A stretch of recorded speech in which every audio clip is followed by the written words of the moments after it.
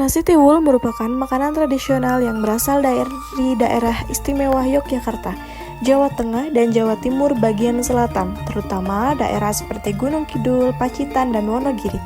Nasi tiwul terbuat dari singkong yang dikeringkan lalu dijadikan tepung yang disebut gaplek.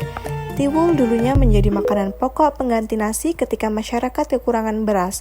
Walaupun sederhana, nasi tiwul memiliki nilai gizi tinggi, terutama karbohidrat dan serat saat ini. Nasi tiwul tidak hanya menjadi makanan sehari-hari, tetapi juga dijadikan kuliner favorit wisatawan. Sejarah dan makna budaya dahulu, masyarakat di wilayah pegunungan kesulitan mendapatkan beras, namun mereka mandiri dan kreatif dengan memanfaatkan hasil bumi yang ada, yaitu singkong. Tiwul menjadi simbol kesederhanaan, kemandirian pangan, semangat hidup masyarakat Jawa ini membuktikan bahwa budaya dan makanan tradisional adalah jati diri bangsa yang perlu dijaga.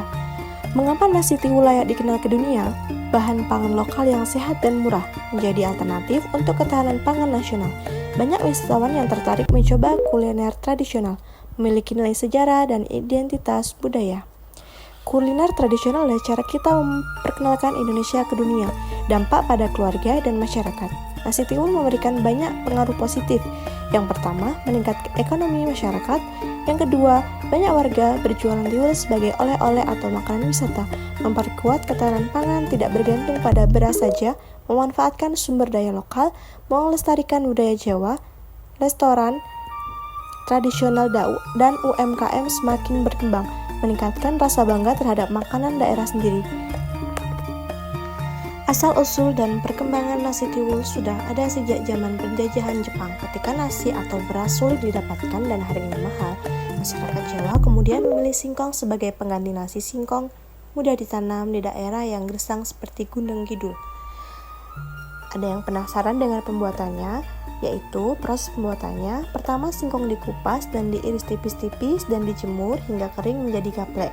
Kemudian gaplek ditumbuk halus, kemudian dikukus hingga matang. Dan yang terakhir, tepung singkong dibasahi dan diaduk hingga membentuk butiran kecil lalu dikukus kembali.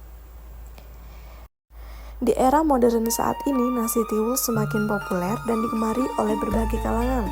Selain karena rasanya yang khas, nasi tiwul juga dianggap lebih sehat dibandingkan nasi putih.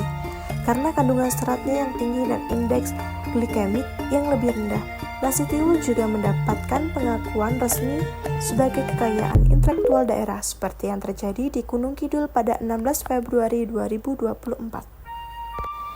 Saya bangga dengan makanan tradisional di daerah saya. Mari kita kenalkan nasi tiwul agar lebih dikenal dan dicintai dunia.